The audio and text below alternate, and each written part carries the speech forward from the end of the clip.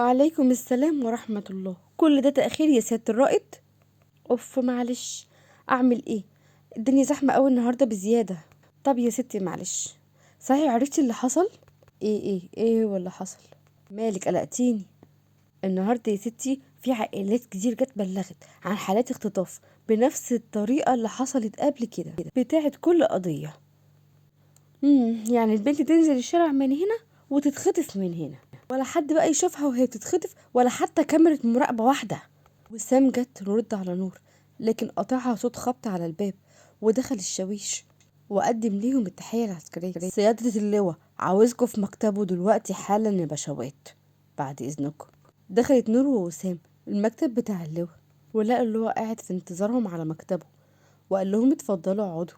قعدت نور ووسام قدامه وفضلوا مركزين في كلامه، واللي قاله: بصوا، انا جمعتكم النهارده عشان انتوا من اكفأ الضباط اللي عندي هنا، غير ان انا عارف ان انتوا اذكياء وكل مهمة بتعملوها بذكاء ومختلفة عن اللي قبلها.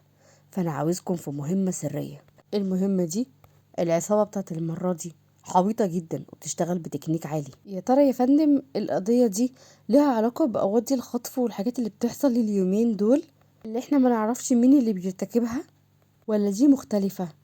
ليه لا يا سيادة الرائد، احنا شاكين، بس زي ما قلتي احنا ما نعرفش. فانا عندي مصادري، واول ما نعرف اي معلومة هقول لكم عليها. اما دوركم بقى ان انتوا تستخدموا ذكائكم في تخطيط ان انتوا توقعوا العصابة دي والقبض على زعيمهم. وكمان يا شباب، المهمة دي خطيرة وسرية، مش عايز حد من اهليكم يعرف اي حاجة، والا هيكون خطر عليكم. فاهميني؟ فدي مهمة سرية، وعاوزكم توروني فيها مهاراتكم بجد. تمام يا فندم، مفيش مشكلة. هنبدأ امتى ان شاء الله؟ مش هتبدأوا لوحدكم، هيكون معاكم زملاء هتتعرفوا عليهم بكرة ان شاء الله، وهتعرفوا الباقي برضه بكرة ان شاء الله. ايه زملاء؟ زملاء ازاي يا فندم؟ وحضرتك عارف ان انا والرائد وسام بنشتغل لوحدينا، ومش بنحب اصلا نشتغل غير لوحدينا، وما بنحبش نعرف حد على شغلنا، او حتى نعرفهم بنفكر في ايه. ازاي نشتغل مع زملاء؟ فزملاء ازاي يعني؟ ما المهمة دي لازم يكون فيها اعضاء كتير علشان نقدر نوقع العصابة. فهمتي يا سيادة الرائد؟ فلازم زملاء معاكم طبعا، والا المهمة مش هتنفع تتنفذ. ايوه يا فندم، بس من امتى وانا بشتغل مع حد؟ ما انا بطلع كل مهماتي وبتنجح، هو انا امتى فشلت؟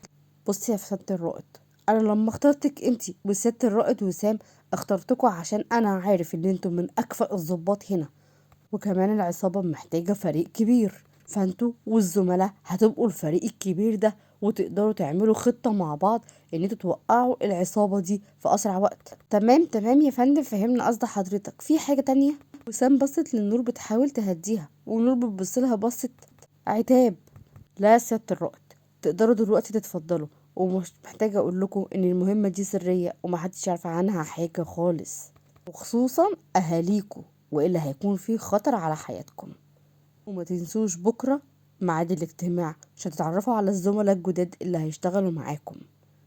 قاموا البنات وأدوا التحية العسكرية وخرجوا من المكتب، راحوا على مكتبهم. نور كانت رايحة جاية في الأوضة ومش راضية تقعد أبدا. بقى أنا الرائد نور عبد الله الهلالي تشتغل مع زملاء؟ تشتغل مع حد يمشي عليا أوامره؟ والكبيرة انتي يا وسام تسكتي وتقولي تمام وحاضر يا فندم؟ انتي يا وسام؟ انا مش مصدقة نفسي. انا هشتغل مع زملاء وانتي عادي كده موافقة كده ان احنا نشتغل مع زملاء؟ هو احنا بنشتغل مع حد؟ اولا اقعدي بقى، خيلتيني بجد. ثانيا، مش احنا برضو ممكن نمشي على خطتهم قدامهم، لكن من وراهم نمشي زي ما احنا عاوزين ومخططين. نمشي بقى بطريقة تفكيرنا احنا، وكده نكون عاملين خطتين، واحدة لينا وبشغلنا، وواحدة مع الفريق اللي هم مختارينه وعايزين يضيفونا فيه. يعني احنا هنشتغل معاهم عادي، بس ما هم ما يعرفوش الخطة بتاعتنا خالص. بصي انا موافقة، بس برضه هنقول لسيادة اللواء على الخطة عشان اي احتمالية تحصل. يعني زي كل مرة لازم نؤمن نفسنا. ومين قال بس يا حبيبتي ان احنا مش هنقوله عشان يبقى متابعنا. بس ممكن بقى نخلص الشغل اللي في ايدينا ده عشان ما نبقاش منشغلين بقضايا تانية واي حاجة سايبينها ورانا. حبيبتي يا وسام والله، بس عارفة انا كنت قربت اصدق ان انتي موافقة. تصدق ان احنا هنشتغل شغل طبيعي مفهوش جنان كده، ولا خططنا اللي بنقعد نخططها مع بعض. طبعا يا حبيبتي، هو احنا نبقى من اكفأ الضباط غير لو اشتغلنا بخططنا المجنونة دي؟ ينفع نشتغل هادين يعني؟ لا طبعا، محدش هيوقفنا بخططنا المجنونة. قعدت كل من وسام ونور على مكتبهم وقعدوا يشتغلوا بجد. وبعد ساعات من الشغل بدأوا يخلصوا البنات، ووسام قالت: يا أخيرا خلصنا، طب يلا بقى عشان نستعد لبكرة، قومي بينا. قامت نور ووسام وكل واحدة روحت على بيتها، وكذلك الشباب روحوا البيت، اتعشوا وناموا على طول، وهو دماغهم شغالة: يا ترى هيحصل ايه بكرة؟ يا ترى الزملاء دول شكلهم ايه؟ وهيعملوا معاهم ايه؟ كل فريق كان بيفكر ازاي هيندم الفريق التاني ان هو فكر يخش معاه في المهمة دي ويخليه يمشي ويسيب المهمة. والصبح صحيت نور وقامت من على سريرها ولبست هدومها زي عادتها كل يوم، ونزلت عشان تفطر مع أهلها. وكذلك أدهم صحي من النوم ونزل عشان يفطر، اللي لقى عيلته متجمعة كلهم على السفرة، فيقول لهم السلام ويردوا عليه. فمامته تقول له: أدهم اعمل حسابك، انت لازم تيجي تتغدى النهاردة، وابقى هات معاك حازم وزين يتغدوا معانا. تمام، هنستناك. بصي مش هينفع النهارده خالص يا ماما، علشان ورانا حاجات ما تكملش، انا قلت اللي عندي خلاص. عندكم شغل يا سيدي، ابقوا تعالوا اتغدوا وبعد كده روحوا كملوا الشغل بتاعكوا ده. وبعدين يا ابني انت بتاكلش معانا غير الفطار ومش بتتعشى، واصلا نادر لما بتفطر. خلاص حاضر حاضر يا ماما، استأذن بقى انا عشان متأخر ممكن. وصل ادهم الشغل ودخل سلم على زين وحازم وطلبهم اللواء على مكتبه عشان يروحوا اوضه الاجتماعات. دخلوا الشباب وقعدوا، وفجأة الباب خبط ودخلت عليهم بنتين زي القمر لابسين البدلة زيهم. فاستغربوا الشباب وبصوا لهم باستغراب. الشباب فضلوا مستغربين: هو في ايه؟ انتوا جايين هنا ليه؟ مساء الخير، انا الرائد وسام المحمدي، ودي زميلتي الرائد نور الهلالي. تمام، اتفضلوا اقعدوا، هنشرح دلوقتي تفاصيل المهمة كاملة. راح اللواء كل التفاصيل المهمة وبعدين قال لهم: في حد عنده سؤال يتفضل يسأل. اه يا فندم، معلش دور كل واحد فينا ايه؟ ادهم هو القائد بتاعكم وهو اللي هيوجهكم بالظبط. والله يا فندم انا شايف ان احنا ما نعرضش البنات للخطر في المهمة دي، وانا وفريقي نقدر نقوم بالمهمة كلها، يعني نشيلها كلها لوحدنا. اسمع يا ادهم، انا اخترتكم في المهمة دي عشان انتوا كلكم من اكفأ الضباط اللي عندي، وعارف ان انتوا هتكونوا فريق كويس، فمش عاوز نقاش في الوضع ده. المهمة دي محتاجة ذكاء وسرعة بديهة، وانا متأكد ان تعاونكم هينجح المهمة، يا ريت تكونوا فاهميني.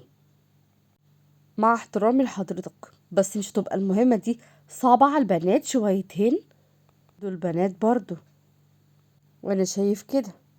علميا البنت بتتحمل الوجع اكتر من الراجل 10 مرات، فعندهم قوة تحمل وصبر. تمام كده، محدش عنده اي اسئلة، وتقدروا تفضلوا على مكاتبكم حالا. صحيح، الرائد نور والرائد وسام هيتنقلوا لمكتبكم وهيقعدوا معاكم. قاموا الفريقين وخرجوا بره مكتب اللواء وراحوا على مكتب الشباب، ولسه كل منهم بيفكر ازاي هيطفش التاني. ولما دخلوا المكتب: اهو اتفضلوا، نقلوا مكان المكاتب كمان. الأوضة هنا ضيقة مش هتكفينا، احنا نروح أوضة تانية تكفينا كلنا بمكاتبنا دي. ومين قال ان احنا هنسيب مكاتبنا؟ طبيعي المكتب يكون صغير بالنسبة لاستخداماتكم.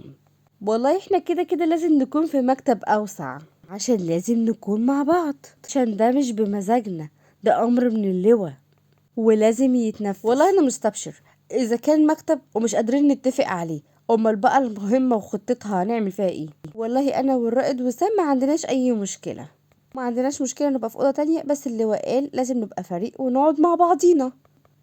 ايه ده، هي البنات بتعرف تتفق كده وبيعجبها العجب اصلا؟ والله البنات بتعرف تعمل كل حاجة زيها زي الرجالة بالظبط.